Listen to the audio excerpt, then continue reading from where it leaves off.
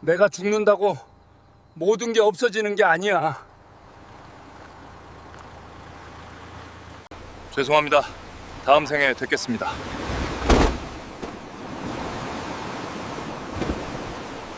실장님, 죄송합니다. 여기가 다음 생에 어딥니까? 뵙겠습니다. 차는 절벽 끝에 멈춰 섰습니다. 민기가 차에서 내렸습니다. 죄송합니다. 박철수는 다음 생에 문을 열려 뵙겠습니다. 했지만 문이 잠겨 있었습니다. 문 열어주십시오. 민기가 죄송합니다. 차갑게 다음 생에 말했습니다. 뵙겠습니다. 죄송합니다, 선생님. 다음 생에 뵙겠습니다. 너희들 죄송합니다. 날 생에 죽인다고 뵙겠습니다. 끝날 것 같아. 세상은 착한 사람만으로 돌아가지 않습니다. 민기는 차를 밀었습니다. 죄송합니다. 안 다음 돼. 생에 뵙겠습니다. 차는 절벽 아래로 떨어졌습니다. 민기는 전화기를 꺼냈습니다. 원장님, 같이 술 한잔 하시죠. 하지만 그는 몰랐습니다. 이것이 시작이라는 것을. 안녕하세요, 여러분. 오늘도 찾아주셔서 진심으로 감사드립니다. 선한 마음으로 평생을 기부해온 한 노인이 탐욕과 배신 앞에서 어떻게 진실을 지켜내는지 그 감동적인 여정을 함께 하시겠습니다. 영상을 시작하기 전에 구독과 좋아요 버튼을 눌러주시면 더 좋은 이야기로 보답하겠습니다. 구독은 무료이며 알림 설정까지 해주시면 새로운 이야기를 가장 먼저 만나보실 수 있습니다. 그럼 지금부터 이야기 속으로 들어가 보겠습니다. 봄비가 내리던 어느 오후였습니다. 세인트 메디컬 센터 응급실 입구 앞에 낡은 중절모를 쓴 노인이 서 있었습니다.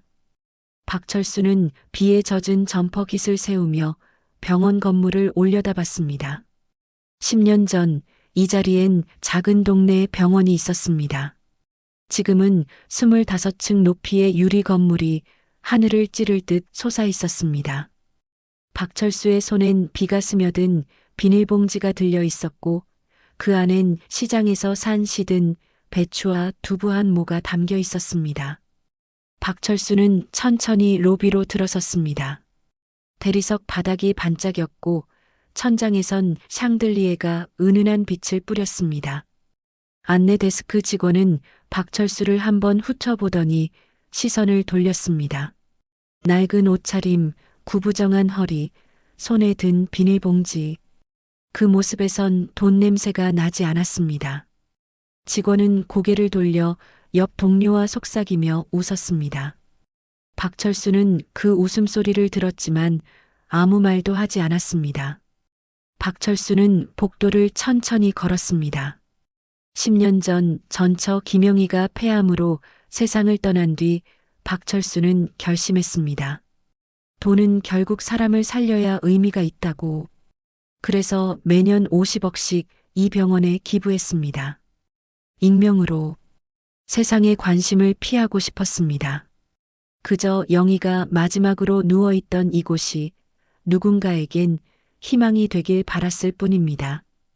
건설회사 태양건설을 맨손으로 일으킨 박철수였지만 영희를 살리지 못한 그날 이후로 돈의 의미를 다시 생각하게 됐습니다. 복도 끝 대기실에 사람들이 붐볐습니다. 박철수는 구석 의자에 앉았습니다. 맞은편엔 70대로 보이는 노인과 10살 남짓한 손자가 앉아 있었습니다. 노인은 숨을 몰아쉬었고 손자는 할아버지 등을 쓰다듬으며 눈물을 닦았습니다. 두 사람의 옷은 낡았고 손자의 신발엔 구멍이 나 있었습니다. 노인의 입술은 파랗게 질려 있었고 숨소리는 가래가 끓는 듯 거칠었습니다. 잠시 후 간호사가 다가왔습니다. 63번 최동식 환자분 계세요? 노인과 손자가 일어섰습니다. 간호사는 두 사람을 보더니 미간을 찌푸렸습니다. 코를 살짝 찡그리며 한 발짝 뒤로 물러섰습니다. 손으로 코앞을 부채질하듯 흔들었습니다. 저기 잠깐만요. 간호사는 태블릿을 들여다보며 말했습니다. 보험 확인이 안 되네요. 먼저 수납 창구에 가서 확인하고 오세요. 손자가 떨리는 목소리로 말했습니다. 저희 기초수급자예요. 의료급여 대상자인데 간호사는 고개도 들지 않고 말했습니다. 그럼 서류 가져오셔야죠. 서류 없으면 진료 못 받아요. 다음 분, 노인이 숨을 헐떡이며 말했습니다. 제발 숨이 너무 안 쉬어져요. 먼저 좀 하지만 간호사는 이미 다음 환자를 부르고 있었습니다. 손자가 울먹이며 매달렸습니다. 제발요, 할아버지가 너무 아파요. 집에서 서류 가져올 테니까 먼저 좀 봐주세요. 간호사는 짜증 섞인 표정으로 말했습니다. 규정이 그래요. 제가 어떻게 해요? 다른 환자들도 많은데 저희도 바빠요. 간호사는 고개를 돌리며 동료에게 속삭였습니다. 요즘 이런 사람들이 너무 많아. 냄새도 나고 동료 간호사가 고개를 끄덕이며 손으로 코를 막는 신용을 했습니다. 박철수는 그 모습을 지켜보고 있었습니다. 가슴이 무너졌습니다. 이게 자신이 만든 병원의 모습인가? 화려한 건물, 최신 장비, 그 모든 것이 무슨 의미인가? 돈으로 세운 건물은 남았지만 마음으로 세운 병원은 사라졌습니다. 박철수의 눈가에 분노와 실망이 교차했습니다. 노인과 손자는 다시 자리에 앉았습니다. 손자는 할아버지 손을 꼭 잡고 흐느꼈습니다. 할아버지, 제가 뛰어가서 서류 가져올게요. 조금만 참아요. 노인은 고개를 저었습니다. 괜찮다, 괜찮아 하지만 노인의 얼굴은 점점 더 창백해졌고 숨소리는 더 거칠어졌습니다. 박철수는 자리에서 일어나 두 사람에게 다가갔습니다. 제가 도와드릴 수 있을까요? 손자가 고개를 들었습니다. 눈물 자국이 뺨에 그대로 남아 있었습니다. 할아버지가 폐가 안 좋으세요. 그런데 서류를 안 가져와서 박철수는 주머니에서 지갑을 꺼냈습니다. 이걸로 진료받으세요. 걱정 마세요. 서류는 나중에 가져와도 됩니다. 손자는 눈을 크게 떴습니다. 아저씨 이렇게 많이요? 저희가 어떻게 갚아요? 박철수는 미소 지었습니다. 괜찮습니다. 갚을 필요 없어요. 사람이 먼저예요. 할아버지부터 보세요. 손자는 떨리는 손으로 돈을 받았습니다. 정말 감사합니다. 박철수는 간호사에게 다가갔습니다. 이분들 진료비는 제가 낼 테니 먼저 봐주세요. 간호사는 돈을 보더니 표정이 바뀌었습니다. 아, 네. 그럼 이쪽으로 오세요. 노인과 손자는 진료실로 들어갔고 박철수는 다시 자리에 앉았습니다. 창밖으로 비가 계속 내렸습니다. 박철수는 주먹을 쥐었습니다. 이곳을 바꿔야겠다고, 다시 사람이 중심인 병원으로 만들어야겠다고 다짐했습니다. 복도 끝에서 양복 입은 남자가 박철수를 지켜보고 있었습니다. 병원 기획실장 윤민기였습니다. 민기는 비서에게 속삭였습니다. 저 노인 누군지 알아봐. 비서가 고개를 끄덕였습니다. 박철수는 병원을 나서며 하늘을 올려다봤습니다. 비는 그쳤지만 먹구름은 여전히 낮게 깔려 있었습니다. 박철수는 중얼거렸습니다. 이제 시작이야. 박철수의 얼굴엔 깊은 결의가 서려 있었습니다. 돈으로 세운 병원이 아니라 사람으로 세운 병원을 되찾을 때가 왔습니다. 박철수는 병원 건물을 한 번 더 돌아봤습니다. 유리창엔 자신의 초라한 모습이 비쳤지만 박철수의 눈빛만큼은 흔들리지 않았습니다. 며칠 후 세인트 메디컬 센터 이사회실 문이 열렸습니다.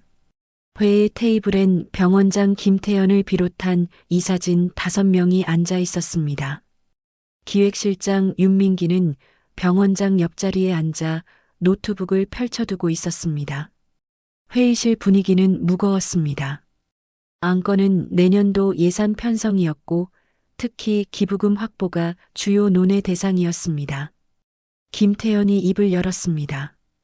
올해 기부금이 작년보다 15% 감소했습니다. 익명 기부자분의 기부금이 전체의 30%를 차지하는데 이분과 접촉할 방법이 없어서 불안합니다. 민기가 끼어들었습니다.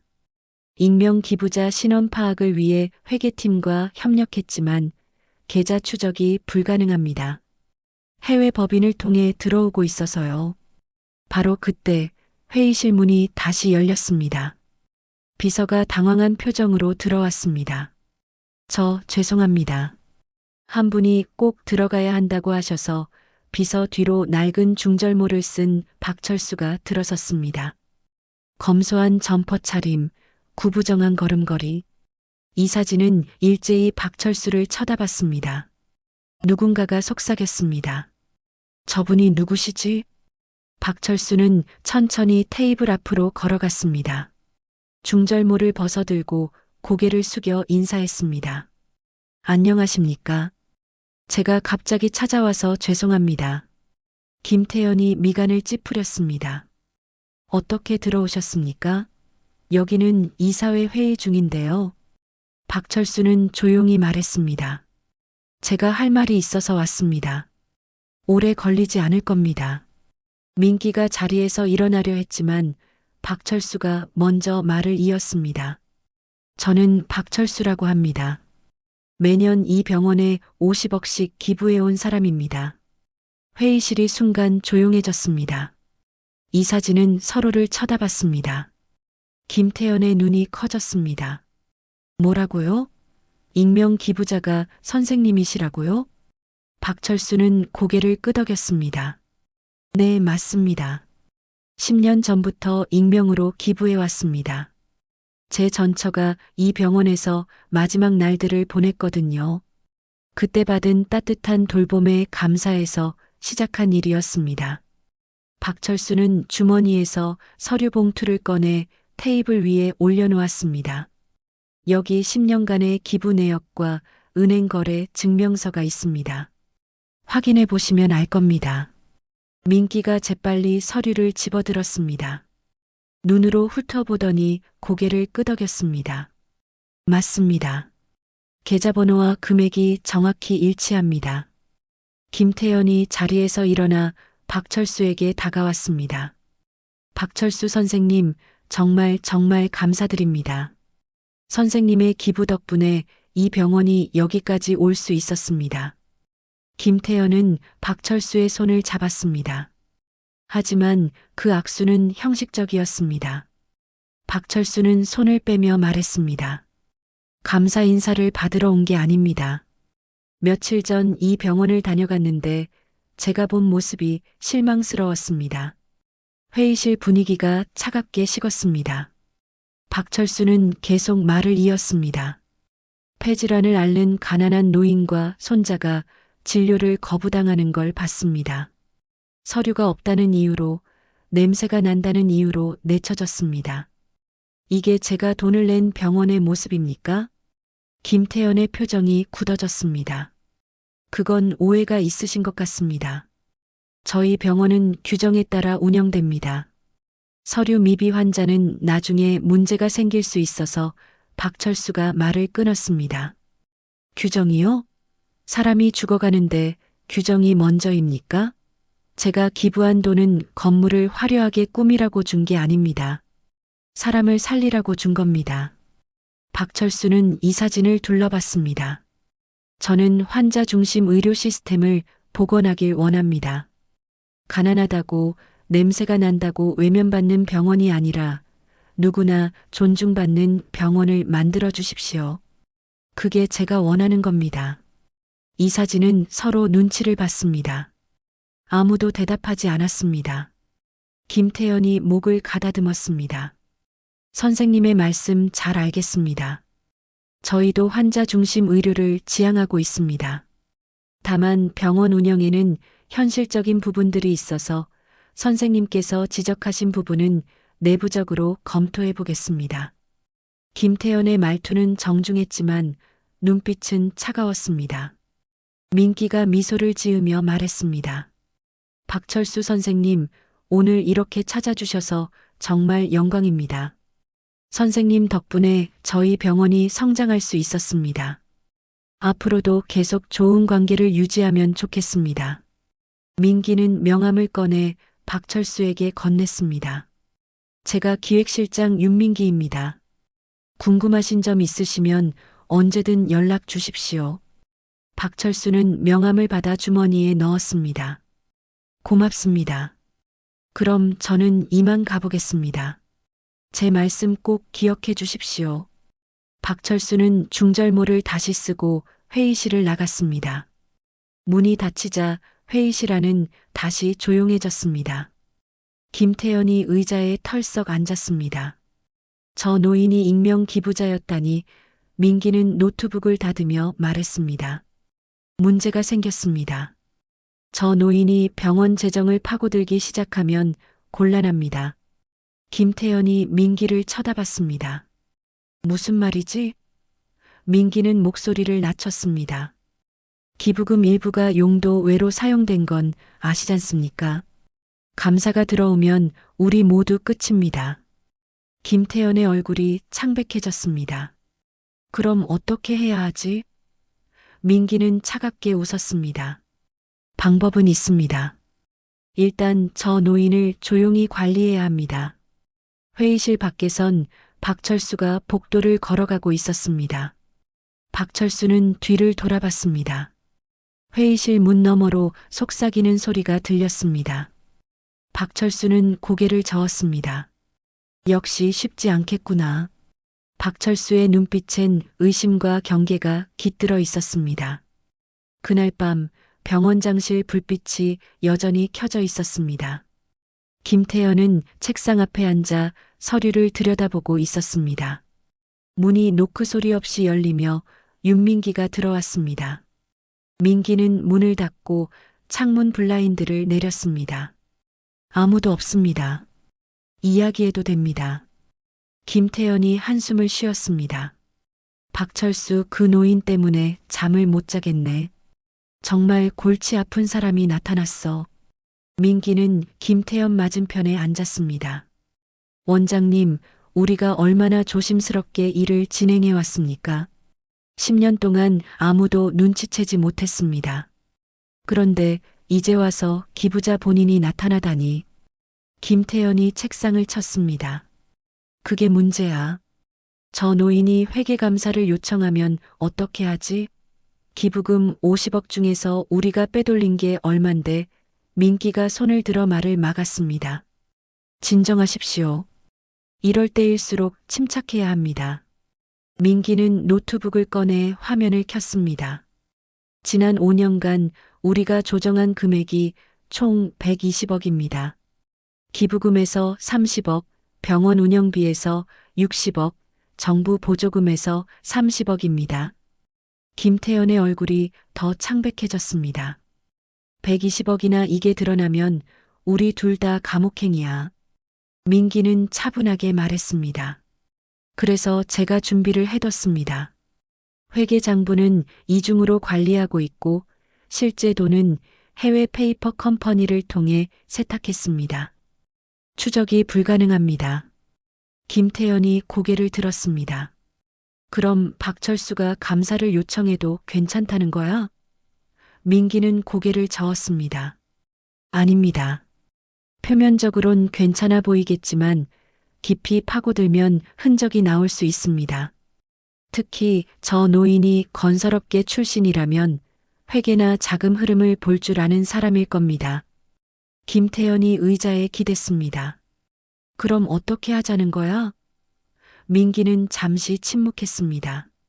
그리고 천천히 입을 열었습니다. 원장님, 저 노인이 계속 이 문제를 파고든다면. 민기는 말을 흐렸습니다. 김태현이 눈을 크게 떴습니다. 두 사람 사이에 무거운 침묵이 흘렀습니다. 김태현이 떨리는 목소리로 물었습니다. 설마 너 그런 생각을 하는 건 아니겠지? 민기는 대답하지 않고 창밖을 바라봤습니다. 원장님, 우리가 지금까지 쌓아온 모든 것을 생각해 보십시오. 이 병원, 우리의 명예, 우리 가족들의 미래 전부 한순간에 무너질 수 있습니다. 김태현이 손으로 얼굴을 감싸쥐었습니다. 하지만 그건 너무. 민기가 차분하게 말했습니다. 일단 저 노인의 신상을 철저히 파악해야 합니다. 가족관계, 재산 상황, 건강 상태, 일상 동선까지 전부 알아내야 합니다. 그리고 나서 생각하십시오. 김태연이 고개를 들었습니다. 그래서 그 다음은? 민기는 잠시 망설이다가 조용히 말했습니다. 제가 알아서 하겠습니다. 그 말에 담긴 의미를 김태연은 알아챘습니다. 김태연의 얼굴이 굳어졌습니다. 민기, 너 지금... 민기가 말을 끊었습니다. 원장님은 아무것도 모르시면 됩니다. 그냥 평소처럼 행동하십시오. 저를 믿으십시오. 민기의 눈빛은 차갑고 단호했습니다. 김태연은 민기의 얼굴을 오래 바라봤습니다. 그 눈빛 속에서 무언가 돌이킬 수 없는 결심을 읽었습니다. 김태연은 한참 동안 침묵했습니다. 창밖으로 도시의 불빛이 반짝였습니다. 김태연은 젊은 시절을 떠올렸습니다. 환자를 살리겠다는 열정으로 가득했던 그때. 하지만 지금은 달랐습니다. 돈과 권력의 맛을 알아버렸습니다. 그걸 놓고 싶지 않았습니다. 김태연이 천천히 고개를 돌렸습니다. 민기를 똑바로 쳐다보지 못했습니다. 알았어. 하지만 김태연은 말을 잇지 못했습니다. 민기가 조용히 말했습니다. 걱정하지 마십시오. 아무 일도 없었던 것처럼 될 겁니다. 그 말 속에 담긴 어두운 뜻을 두 사람 모두 알고 있었습니다. 민기는 자리에서 일어났습니다. 내일부터 박철수 주변을 조사하겠습니다. 일주일이면 모든 정보를 파악할 수 있을 겁니다. 김태연이 떨리는 목소리로 물었습니다. 그 다음엔? 민기는 문을 열며 짧게 대답했습니다. 제가 알아서 하겠습니다. 민기가 나가고 김태연은 혼자 남았습니다. 김태연은 책상 서랍을 열어 오래된 사진 한 장을 꺼냈습니다. 의대 졸업식 날 찍은 사진이었습니다. 사진 속 젊은 김태연은 환하게 웃고 있었습니다. 김태연은 사진을 오래 들여다봤습니다. 내가 언제부터 이렇게 변한 걸까? 하지만 김태연은 곧 사진을 서랍에 다시 넣었습니다. 후회해도 소용없었습니다. 이미 돌아갈 수 없는 강을 건넜습니다. 아니, 건너기로 결심한 것인지도 몰랐습니다. 김태연은 책상 위의 서류들을 정리하며 손이 떨리는 걸 느꼈습니다. 자신이 무엇에 동의했는지, 아니 동의하지 않았지만 묵인했는지 알고 있었습니다. 김태연은 불을 끄고 병원장실을 나섰습니다. 복도는 어두웠고 김태연의 그림자가 길게 늘어졌습니다. 한편 박철수는 집으로 돌아가는 길이었습니다. 낡은 아파트 계단을 올라가며 박철수는 오늘 있었던 일을 되새겼습니다. 이사회의 반응이 석연치 않았습니다. 형식적인 감사, 차가운 눈빛, 속삭이는 소리. 무언가 숨기고 있다는 느낌이 강했습니다. 박철수는 집 문을 열고 들어섰습니다. 아내 손순자가 부엌에서 나왔습니다. 여보, 왜 이렇게 늦었어요? 저녁 다 식었잖아요. 박철수는 신발을 벗으며 말했습니다. 병원 갔다 왔어. 손순자가 눈을 가늘게 떴습니다. 또 병원? 거기서 뭐 하는데 이렇게 자주 가요? 박철수는 대답하지 않고 거실로 들어갔습니다. 손순자는 박철수의 등을 보며 중얼거렸습니다. 그 많은 돈을 어디다 쓰는 건지 박철수는 소파에 앉아 창밖을 바라봤습니다. 어두운 하늘 아래 병원 건물의 불빛이 희미하게 보였습니다. 박철수는 주먹을 쥐었습니다. 뭔가 잘못되고 있어. 반드시 확인해야 해. 박철수의 직감은 틀린 적이 없었습니다. 일주일 후 윤민기는 박철수에게 전화를 걸었습니다. 선생님, 저 병원 기획실장 윤민기입니다. 혹시 시간 되시면 만나 뵙고 싶습니다. 박철수는 잠시 망설였습니다. 무슨 일이십니까? 민기가 부드럽게 말했습니다. 선생님께서 말씀하신 환자 중심 의료 시스템에 대해 깊이 고민해 봤습니다. 좋은 제안이 있어서 직접 말씀드리고 싶습니다. 박철수는 조금 놀랐습니다. 이사회에서 차갑게 대하던 사람들이 일주일 만에 마음을 바꿨다는 게 의아했습니다. 하지만 박철수는 이것이 기회라고 생각했습니다. 그럼 언제 만날까요? 민기가 대답했습니다. 내일 오후 어떠십니까? 저희가 새로 건립할 요양센터 부지를 보러 가려고 하는데 선생님도 함께 가시면 좋을 것 같습니다. 박철수는 고개를 끄덕였습니다. 좋습니다. 몇 시에 어디서 만날까요? 민기가 말했습니다. 오후 3시에 병원 정문에서 만나시죠. 제가 차로 모시겠습니다. 전화를 끊고 박철수는 아내 손순자에게 말했습니다. 여보, 내일 병원 사람들과 요양센터 부지 보러 갑니다. 손순자가 반찬을 썰며 말했습니다. 조심해서 다녀와요. 다음 날 오후 박철수는 병원 정문 앞에 섰습니다.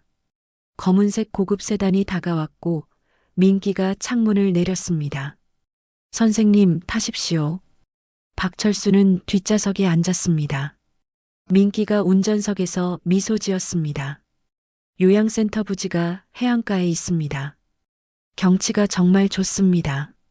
선생님께서도 마음에 드실 겁니다. 차는 도심을 벗어나 해안도로로 향했습니다. 창밖으론 바다가 펼쳐졌고 햇살이 물결 위에서 반짝였습니다. 박철수는 창밖을 바라보며 말했습니다. 경치가 참 좋네요. 민기가 대답했습니다. 그렇죠? 이곳에 요양센터를 지으면 어르신들이 편안하게 쉴 수 있을 겁니다. 차는 점점 외진길로 접어들었습니다. 도로는 좁아졌고 한쪽은 절벽이었습니다. 박철수는 불안한 느낌이 들었습니다. 여기가 맞습니까?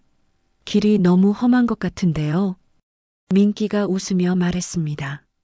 조금만 더 가면 됩니다. 부지가 조금 안쪽에 있어서요.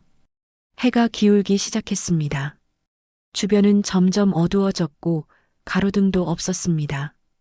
박철수는 손목시계를 보았습니다. 이미 오후 5시가 넘었습니다.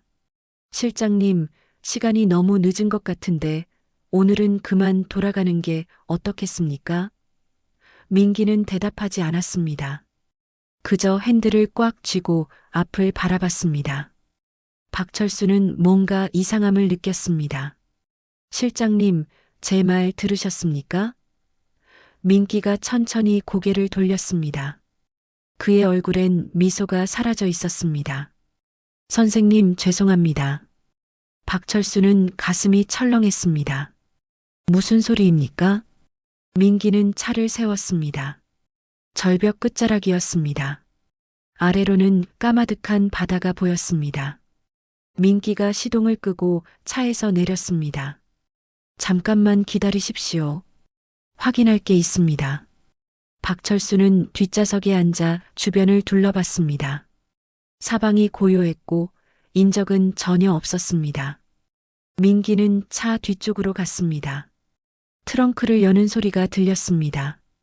박철수는 차 문을 열려고 했지만 문이 열리지 않았습니다. 중앙잠금 장치가 작동하고 있었습니다. 실장님, 문을 열어주십시오. 박철수가 소리쳤지만 민기는 대답하지 않았습니다. 민기는 트렁크에서 뭔가를 꺼냈습니다. 그리고 운전석 옆으로 다가와 차 아래를 들여다봤습니다. 민기는 브레이크 라인을 조작하기 시작했습니다. 박철수는 창문을 두드렸습니다. 실장님, 대체 무슨 짓을 하는 겁니까? 민기가 일어서서 박철수를 바라봤습니다. 그의 눈빛은 차갑고 공허했습니다. 선생님, 정말 죄송합니다. 하지만 선생님이 계속 병원 일에 관여하시면 곤란합니다. 박철수는 그제야 모든 것을 깨달았습니다. 너희들 기부금을 빼돌렸구나. 그래서 나를. 민기는 고개를 끄덕였습니다. 선생님은 좋은 분이십니다. 하지만 세상은 착한 사람만으로 돌아가지 않습니다. 저도 가족이 있고 지켜야 할 것들이 있습니다. 민기는 차 기어를 중립으로 바꿨습니다. 그리고 천천히 차를 밀기 시작했습니다. 박철수는 필사적으로 문을 열려고 했습니다. 하지만 잠금 장치는 풀리지 않았습니다. 차는 천천히 절벽 쪽으로 움직이기 시작했습니다. 안 돼. 제발. 박철수가 외쳤지만 민기는 뒤돌아보지 않았습니다. 차는 절벽 끝에 도달했습니다. 앞바퀴가 허공에 떴습니다. 박철수는 뒷좌석에서 앞으로 몸을 던져 핸들을 잡으려 했지만 차는 이미 기울어지고 있었습니다. 중력이 차를 끌어당겼습니다.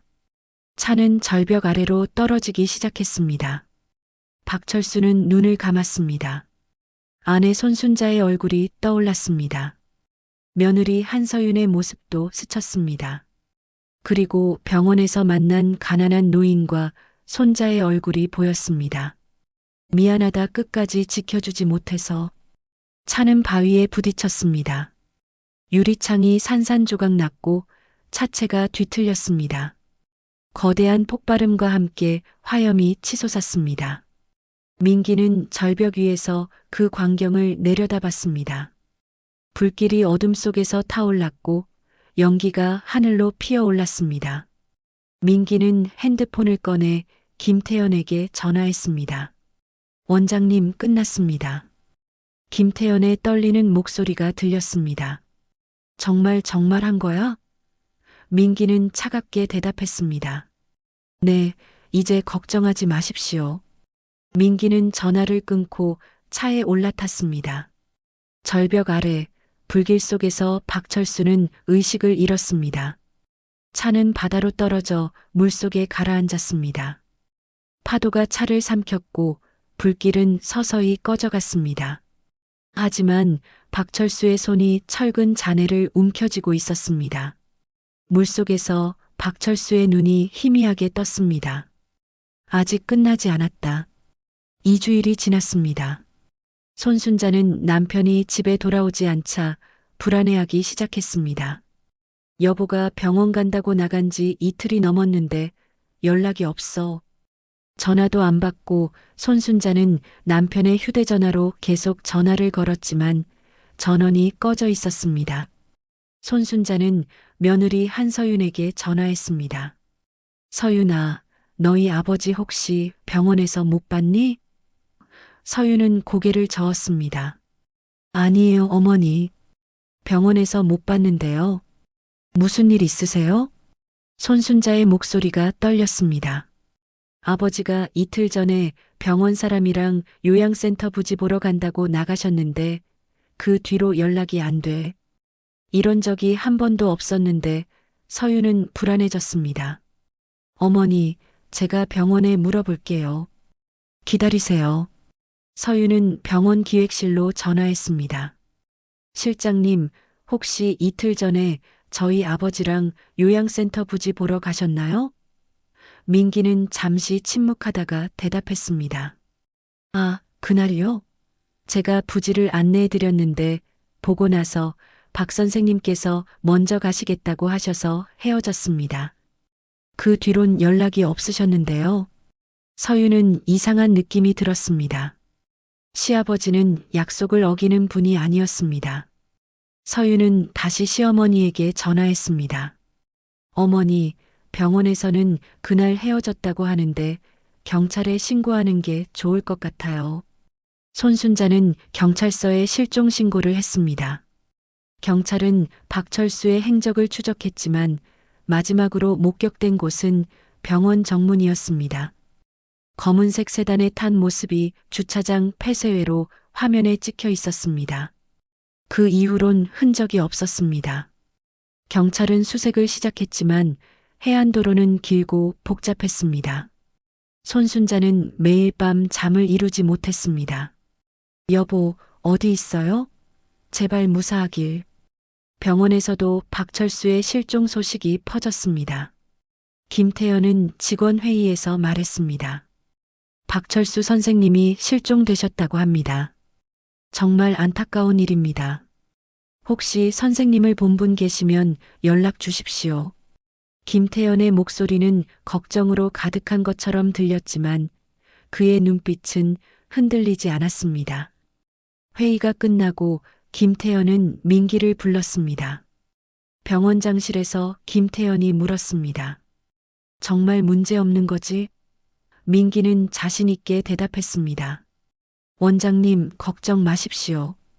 차량은 깊은 산속 절벽 아래 계곡에 있습니다. 그곳은 사람의 발길이 닿지 않는 곳입니다. 발견되기 어렵고 설령 발견되더라도 사고로 처리될 겁니다. 김태연이 불안하게 물었습니다. 브레이크 흔적은? 민기가 웃었습니다. 폭발로 모두 타버렸습니다. 증거는 없습니다. 김태연은 안도의 한숨을 쉬었습니다. 그래, 이제 우리 일을 계속하자. 새로운 후원자를 찾아야 해. 민기가 고개를 끄덕였습니다. 네, 다음 주에 기자회견을 준비하겠습니다. 환자 중심 의료를 강조하면서 병원 이미지를 쇄신하는 기회로 만들겠습니다. 2주일 후 병원은 새로운 비전 발표를 위한 기자회견을 준비했습니다. 로비는 깨끗하게 정리됐고 단상이 설치됐습니다. 김태영과 민기는 양복을 차려입고 리허설을 했습니다. 오늘 이 자리에서 우리는 새로운 시작을 알립니다. 박철수 선생님의 뜻을 기리며 민기는 대본을 읽으며 미소 지었습니다. 기자회견 날이 왔습니다. 병원 로비엔 수십 명의 기자들이 모였습니다. 카메라가 여러 대 설치됐고 기자들은 노트를 펼쳤습니다. 김태연과 민기는 단상 위에 섰습니다. 김태연이 마이크 앞에서 말했습니다. 오늘 이 자리는 우리 병원의 새로운 비전을 발표하기 위한 자리입니다. 저희는 환자 중심 의료를 실현하기 위해 새로운 후원 프로그램을 시작하겠습니다. 이를 통해 어려운 환자분들께 바로 그때 로비 입구 문이 천천히 열렸습니다. 휠체어를 탄 사람이 들어왔습니다. 휠체어 바퀴가 대리석 바닥을 구르는 소리가 조용한 로비에 울렸습니다. 사람들은 하나둘 고개를 돌렸습니다. 휠체어에 앉은 사람은 붕대로 얼굴 절반이 감싸여 있었고 팔엔 깁스가 되어 있었습니다. 낡은 점퍼를 입고 있었지만 그 눈빛만큼은 흔들림이 없었습니다. 사람들이 수군거리기 시작했습니다. 저분이 누구지? 휠체어를 타고 왜 들어오시는 거야? 기자들도 카메라를 돌렸습니다. 박철수는 휠체어를 천천히 앞으로 밀었습니다. 사람들이 길을 터주었습니다. 김태연은 단상 위에서 박철수를 내려다봤습니다. 그리고 그 순간 김태연의 얼굴이 창백해졌습니다. 마이크를 잡은 손이 떨렸고 목소리가 끊겼습니다. 민기도 박철수를 알아봤습니다. 민기의 얼굴에서 혈색이 사라졌습니다. 손이 떨렸고 옆에 놓인 물컵이 쓰러져 물이 쏟아졌습니다. 어떻게 저 사람이 민기는 믿을 수 없다는 표정으로 박철수를 쳐다봤습니다. 뇌리에 2주일 전 그날 밤이 떠올랐습니다. 절벽 아래로 떨어지는 차량, 치솟는 화염, 그리고 가라앉는 잔해. 박철수는 단상 앞까지 다가왔습니다. 그리고 김태영과 민기를 올려다봤습니다. 안녕하십니까? 오랜만입니다. 박철수의 목소리는 쉬어 있었지만 단호했습니다. 로비가 순식간에 조용해졌습니다. 모든 사람들이 박철수에게 시선을 집중했습니다. 카메라 셔터 소리만이 들렸습니다. 김태연이 떨리는 목소리로 물었습니다. 박 선생님? 어떻게 살아계신 겁니까? 김태연의 이마에 땀이 맺혔습니다. 기자들이 웅성거렸습니다. 저분이 누구지? 실종됐던 그 기부자 아닌가? 한 기자가 큰 소리로 물었습니다. 혹시 박철수 씨 아니십니까? 실종 신고된 익명 기부자 말입니다. 박철수가 고개를 끄덕였습니다. 네, 맞습니다. 저는 박철수입니다. 로비가 다시 소란스러워졌습니다. 기자들이 카메라를 들고 달려들었습니다. 플래시가 연달아 터졌고 질문들이 쏟아졌습니다. 어디 계셨습니까? 무슨 일이 있었던 겁니까? 어떻게 살아나신 겁니까? 박철수는 손을 들어 조용히 하라는 신호를 보냈습니다. 로비가 다시 조용해졌습니다. 박철수는 천천히 말했습니다. 저는 2주일 전 해안도로에서 차량 추락 사고를 당했습니다. 차가 절벽 아래로 떨어졌고 깊은 산속 계곡에 떨어졌습니다. 사람들이 숨을 죽이고 들었습니다. 다행히 근처를 지나던 산나무를 캐던 어부가 저를 발견해 구해줬습니다. 그분은 저를 자신의 집에 숨겨주며 치료해줬습니다. 제가 누군지도 모르면서 말입니다. 기자 한 명이 물었습니다. 왜 바로 신고하지 않으셨습니까? 가족분들이 얼마나 걱정하셨겠습니까? 박철수가 대답했습니다. 제 직감이 말해줬습니다. 이 사고가 단순한 사고가 아니라고. 브레이크가 작동하지 않았고 차 문이 잠겨 있었습니다. 누군가 의도적으로 저를 죽이려 했다는 걸 깨달았습니다. 로비가 충격에 휩싸였습니다. 기자들이 더 많은 질문을 던졌습니다. 박철수는 다시 김태영과 민기를 쳐다봤습니다. 그래서 조용히 진실을 확인하고 싶었습니다. 그리고 제가 알아낸 것이 있습니다. 김태연이 다급하게 말했습니다. 박 선생님, 무슨 오해가 있으신 것 같습니다. 저희는 정말 선생님께서 실종되셔서 걱정했습니다. 경찰에도 협조했고 박철수가 말을 끊었습니다. 오해가 아닙니다. 저는 이 병원의 기부금 흐름에 의문을 품었습니다. 그리고 그 의문을 풀려고 하는 순간 제게 사고가 일어났습니다. 우연이라고 생각하십니까? 민기가 앞으로 나섰습니다. 목소리를 가다듬으며 말했습니다. 선생님, 그건 정말 사고였습니다. 저희가 왜 선생님을 해치겠습니까? 선생님은 우리 병원의 가장 큰 은인이신데요. 민기는 애써 침착함을 유지하려 했지만 눈빛은 흔들렸습니다. 박철수가 차갑게 웃었습니다. 죽이려면 제대로 하시오. 실장님. 그 한마디에 민기의 얼굴이 굳어졌습니다. 로비는 충격에 휩싸였습니다. 기자들이 카메라를 돌리며 민기를 비췄습니다. 민기는 한 발짝 뒤로 물러섰습니다. 박철수는 휠체어를 천천히 돌렸습니다. 저는 이제부터 진실을 밝히겠습니다. 이 병원에서 무슨 일이 일어났는지, 제 기부금이 어디로 갔는지, 그리고 누가 저를 죽이려 했는지 말입니다. 박철수는 로비를 천천히 빠져나갔습니다. 기자들이 뒤따랐고 카메라 플래시가 계속 터졌습니다. 김태영과 민기는 단상 위에 남았습니다. 두 사람은 서로를 쳐다봤습니다. 민기의 얼굴엔 분노가, 김태연의 얼굴엔 공포가 서려 있었습니다. 모든 것이 무너지기 시작했습니다. 준비했던 발표문은 아무 의미가 없었습니다. 병원의 미래도 그들의 계획도 모두 무너지고 있었습니다. 기자회견장을 빠져나온 박철수는 병원 복도에서 젊은 의사를 만났습니다. 조은호였습니다. 은호는 박철수를 보자마자 다가왔습니다. 선생님, 살아계셨군요. 정말 다행입니다. 박철수는 은호를 올려다봤습니다. 자네가 한서윤 선생의 제자라고 들었네. 조은호 선생 맞지? 은호가 고개를 끄덕였습니다. 네, 맞습니다. 선생님께서 실종되셨다는 소식을 듣고 정말 걱정했습니다. 박철수는 주변을 둘러보며 조용히 말했습니다.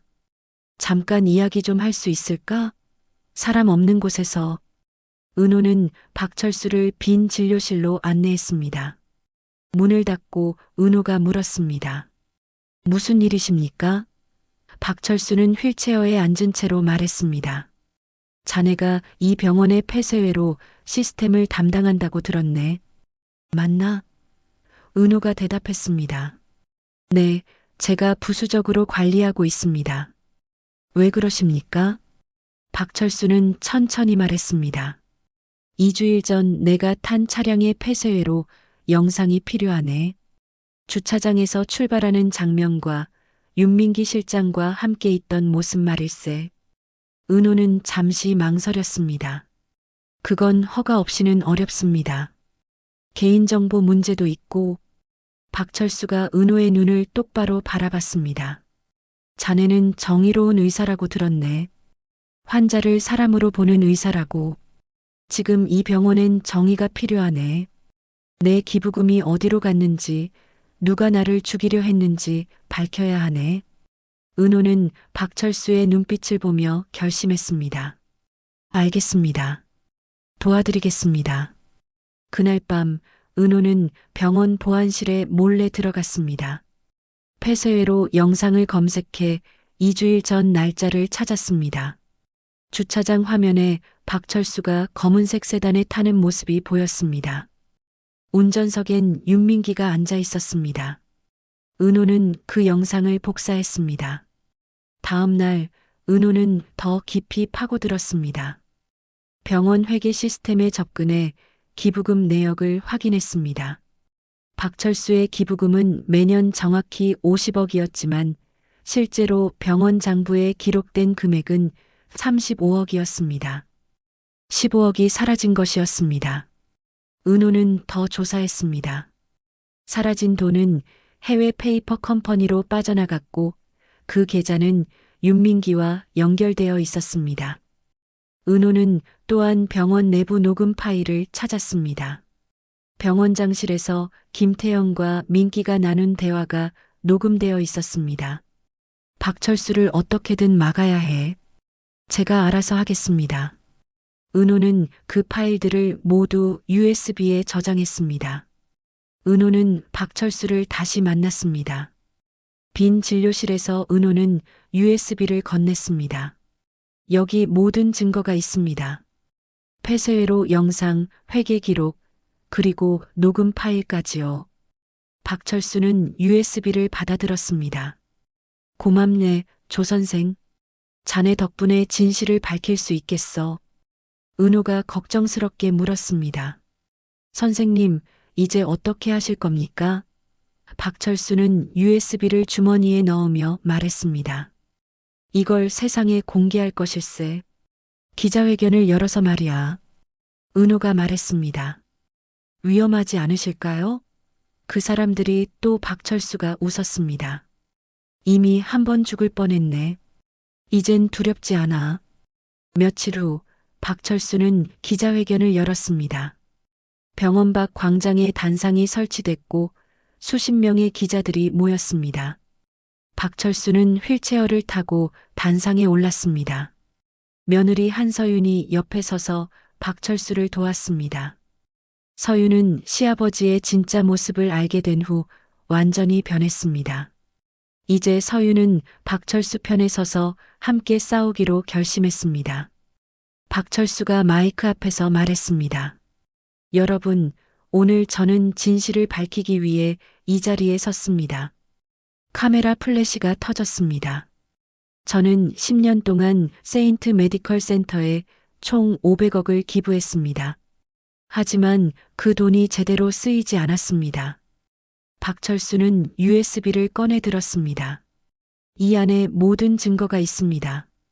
기부금 횡령 기록, 병원장과 기획실장의 대화 녹음, 그리고 제게 일어난 사고가 우연이 아니라는 증거까지 말입니다. 기자들이 일제히 카메라를 들이댔습니다. 박철수는 계속 말했습니다.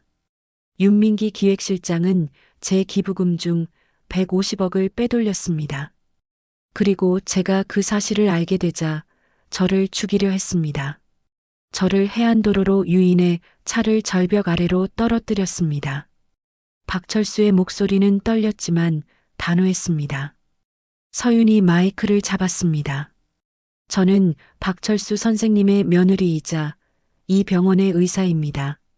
저도 처음엔 믿을 수 없었습니다. 하지만 증거를 보고 확신했습니다. 이 병원은 환자가 아니라 돈을 중심으로 돌아가고 있었습니다. 서윤의 목소리엔 분노가 담겨 있었습니다. 기자 한 명이 질문했습니다. 병원 측의 반응은 어떻습니까? 박철수가 대답했습니다. 아직 공식적인 입장은 없습니다. 하지만 저는 이 증거를 검찰에 제출할 것입니다. 그리고 법의 심판을 받게 할 것입니다.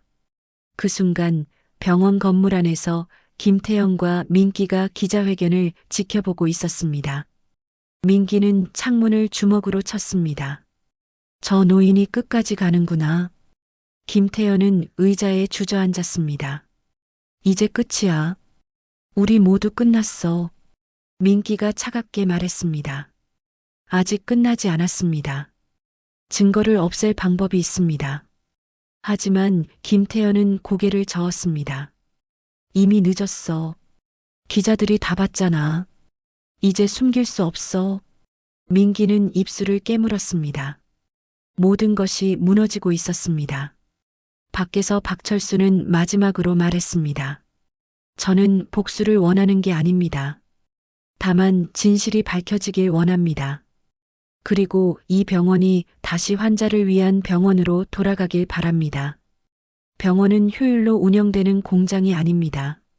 사람을 살리는 곳입니다. 박철수의 말에 기자들이 박수를 쳤습니다. 세상은 이제 진실을 알게 됐습니다. 기자회견 다음 날 검찰이 움직였습니다. 수사관들이 병원에 들이닥쳤고 김태영과 윤민기는 긴급 체포됐습니다. 병원장실과 기획실은 압수수색을 당했고 서류 상자들이 줄줄이 실려 나갔습니다. 직원들은 복도에 서서 그 광경을 지켜봤습니다. 누군가 속삭였습니다. 결국 이렇게 되는구나. 김태현은 수갑을 찬 채로 병원을 나섰습니다. 기자들이 몰려들었고 카메라 플래시가 터졌습니다. 원장님, 횡령 혐의를 인정하십니까? 환자들에게 할 말씀 없으십니까? 김태현은 고개를 숙인 채 아무 말도 하지 못했습니다. 젊은 시절 환자를 살리겠다던 그 열정은 어디로 갔을까요? 지금 김태현의 얼굴엔 후회와 수치만이 가득했습니다. 민기도 같은 운명을 맞았습니다. 하지만 민기는 달랐습니다. 기자들 앞에서도 당당했습니다. 저는 병원 발전을 위해 최선을 다했습니다. 법정에서 제 결백을 증명하겠습니다. 민기의 눈빛은 여전히 차가웠습니다. 후회는 없었습니다. 다만 계획이 실패했다는 분노만이 남아 있었습니다.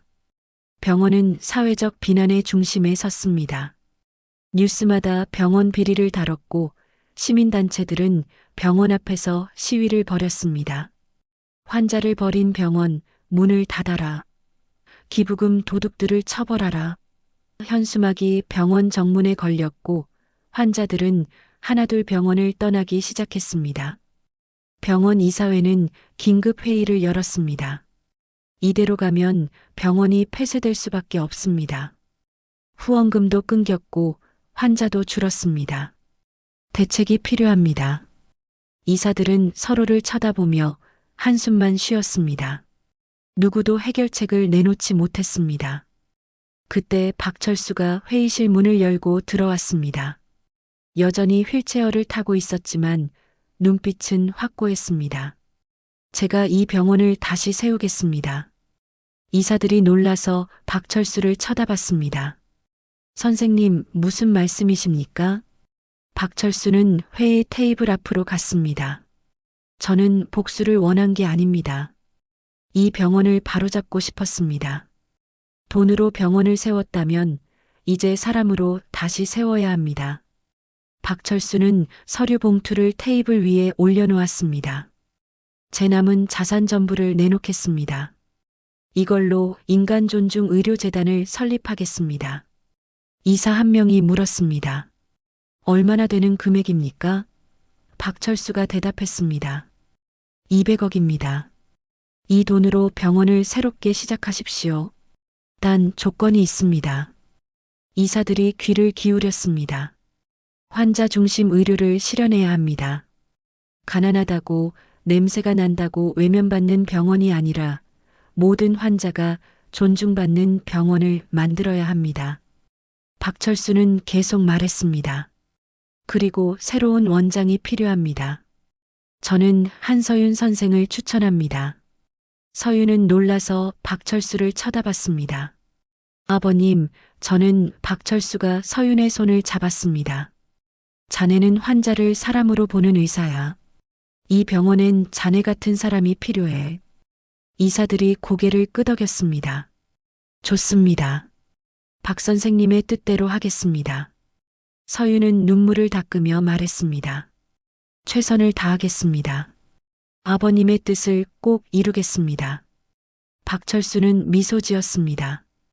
고맙네.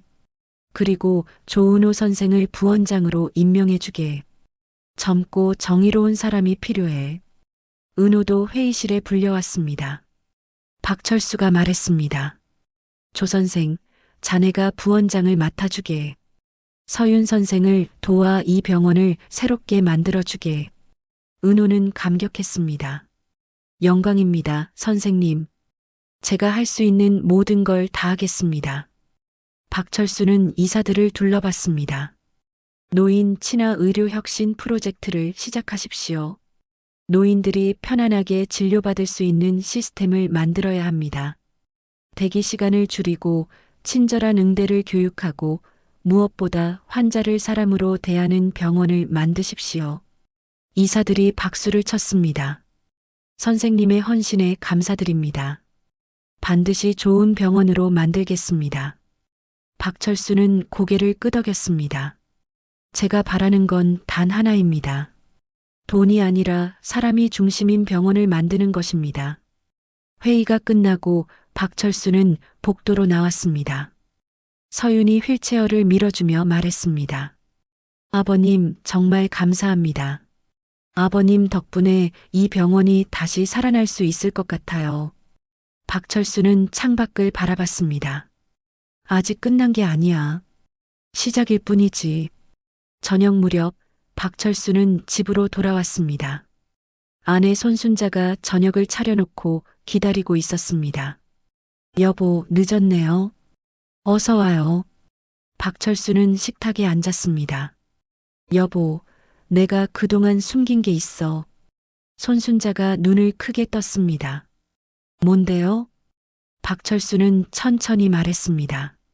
내가 10년 동안 병원에 500억을 기부했어. 그리고 남은 재산도 전부 병원에 내놨어. 손순자는 놀랐지만 화를 내지 않았습니다. 그래서요? 당신이 그렇게 하고 싶었다면 잘한 거죠. 박철수는 아내의 손을 잡았습니다. 고마워. 이해해줘서. 손순자가 웃었습니다. 당신이 돈을 어디 쓰는지 몰랐던 건 아니에요. 다만 모르는 척했을 뿐이죠. 당신이 행복하면 나도 행복해요. 박철수는 아내를 꼭 껴안았습니다. 평생을 함께 산 아내였습니다. 말은 거칠었지만 속은 누구보다 따뜻한 사람이었습니다. 밤하늘에 별이 떴습니다. 박철수는 창밖을 바라보며 중얼거렸습니다. 영희야, 이제야 너와의 약속을 지킨 것 같아. 돈으로 사람을 살리는 병원을 만들었어. 박철수의 눈가에 눈물이 맺혔습니다. 전처가 떠난 지 10년, 이제야 박철수는 진짜 의미 있는 일을 한 것 같았습니다. 몇 달이 지났습니다. 세인트 메디컬 센터는 완전히 새로운 모습으로 변했습니다. 로비엔 인간 존중 의료재단이라는 현판이 걸렸고 벽에는 환자가 중심입니다라는 문구가 새겨져 있었습니다. 직원들은 친절 교육을 받았고 대기실은 더 편안하게 꾸며졌습니다. 무엇보다 병원의 분위기가 달라졌습니다. 한서윤은 새로운 원장으로 취임했습니다. 서윤은 첫 출근 날 전 직원을 모아놓고 말했습니다. 우리는 이제 환자를 사람으로 봐야 합니다. 돈이 있든 없든 깨끗하든 그렇지 않든 모든 환자는 존중받아야 합니다. 이것이 우리 병원의 새로운 철학입니다. 직원들이 박수를 쳤습니다. 조은호는 부원장으로서 노인 친화 의료 시스템을 만들었습니다. 노인 전용 진료실을 따로 마련했고 대기 시간을 줄이기 위해 예약 시스템을 개선했습니다. 또한 경제적으로 어려운 환자들을 위한 무료 진료 프로그램도 시작했습니다. 우리가 먼저 손을 내밀어야 합니다. 은호는 직원들에게 말했습니다. 어느 봄날 오후 병원 문이 열렸습니다. 낡은 옷을 입은 노인과 손자가 들어왔습니다. 1년 전 박철수가 처음 병원을 찾았을 때 봤던 그 노인과 손자였습니다. 최동식 노인과 손자 최민준이었습니다. 두 사람은 주저하며 안내 데스크로 다가갔습니다. 안내 직원이 환하게 웃으며 말했습니다. 어서 오세요. 무엇을 도와드릴까요? 민준이 조심스럽게 말했습니다. 저희 할아버지가 폐가 안 좋으셔서 왔는데요. 저희 돈이 별로 없어서 직원이 고개를 저었습니다. 걱정하지 마세요. 일단 진료부터 받으시고 비용은 나중에 상담하시면 됩니다. 민주는 놀랐습니다. 정말요? 1년 전에 왔을 때는 서류가 없다고 안 봐주셨는데 직원이 미소 지었습니다. 이제 우리 병원은 달라졌습니다. 환자가 먼저예요. 이쪽으로 오세요. 직원은 동식 노인과 민준을 진료실로 안내했습니다. 진료실엔 한서윤이 기다리고 있었습니다. 서윤은 동식 노인을 보자마자 알아봤습니다. 1년 전 시아버지가 도왔던 그 노인이었습니다. 어르신, 오랜만입니다. 기억하세요? 동식 노인은 고개를 끄덕였습니다. 선생님, 그때 그분은 어떻게 되셨나요? 돈을 주시고 가셨던. 서윤이 대답했습니다. 그분은 제 시아버지십니다. 지금도 이 병원을 지켜보고 계세요. 동식 노인의 눈에 눈물이 맺혔습니다. 그분께 정말 감사드립니다. 그때 그분 덕분에 목숨을 건졌어요. 서윤은 노인의 손을 잡았습니다. 어르신, 이제 편하게 치료받으세요. 걱정하지 마세요. 서윤은 동식 노인을 정성껏 진찰했습니다. 폐 상태를 확인하고 필요한 약을 처방했습니다. 어르신, 매주 한 번씩 오셔서 검진 받으세요. 비용은 우리 재단에서 지원해 드립니다. 민준이 눈물을 닦으며 말했습니다. 정말 감사합니다, 선생님. 할아버지가 이제 편하게 치료받을 수 있겠어요. 진료가 끝나고 동식 노인과 민준은 로비로 나왔습니다. 그곳엔 휠체어를 탄 박철수가 앉아 있었습니다. 박철수는 창밖을 바라보고 있었습니다. 민준이 박철수를 알아봤습니다. 할아버지, 저분이 그때 우리 도와주신 분이에요. 동식 노인은 박철수에게 다가갔습니다. 은희님, 정말 감사합니다. 그때 도움 덕분에 제가 살았습니다. 박철수는 고개를 들어 두 사람을 바라봤습니다. 얼굴엔 미소가 번졌습니다. 잘 지내셨습니까? 건강이 좀 나아지셨나요? 동식 노인이 대답했습니다. 네, 덕분에 많이 좋아졌습니다. 오늘도 검진 받으러 왔는데 병원이 완전히 달라졌더라고요. 직원분들이 정말 친절하시고 박철수는 고개를 끄덕였습니다. 다행입니다. 이제 이 병원은 어르신 같은 분들을 위한 곳입니다. 민준이 박철수에게 절을 했습니다. 할아버지, 정말 감사합니다. 할아버지 덕분에 우리 할아버지가 살았어요. 박철수는 민준의 머리를 쓰다듬었습니다. 건강하게 자라거라. 할아버지 잘 모시고. 민준이 환하게 웃었습니다. 두 사람이 돌아간 후 박철수는 다시 창밖을 바라봤습니다. 창밖엔 봄꽃이 피어 있었고 햇살이 따스하게 내리쬐었습니다. 박철수는 손목시계를 내려다봤습니다. 오래된 시계였습니다. 전처 김영희가 생전에 선물한 시계였습니다. 초침은 멈춰 있었지만 박철수는 그 시계를 여전히 차고 다녔습니다. 박철수는 중얼거렸습니다. 영희야, 이제야 내 돈이 사람을 살리기 시작했구나. 건물을 세우는 데만 쓰이던 돈이 이제 진짜 사람을 살리고 있어. 박철수의 눈가에 눈물이 맺혔습니다. 하지만 그 눈물은 슬픔이 아니라 기쁨의 눈물이었습니다.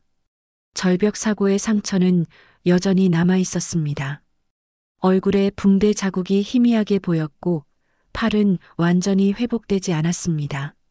하지만 박철수의 눈빛은 평온했습니다. 고통과 배신을 겪었지만 결국 박철수는 자신이 원하던 것을 이뤘습니다. 돈으로 세운 병원이 아니라 사람으로 세운 병원을 만든 것입니다.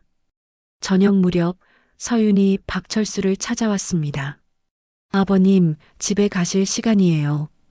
박철수는 고개를 끄덕였습니다. 그래, 가자. 서윤은 휠체어를 밀며 말했습니다. 아버님, 오늘 동식 어르신 보셨죠? 정말 좋아하시던데요. 이제 정기적으로 치료받으실 수 있어요. 박철수가 말했습니다.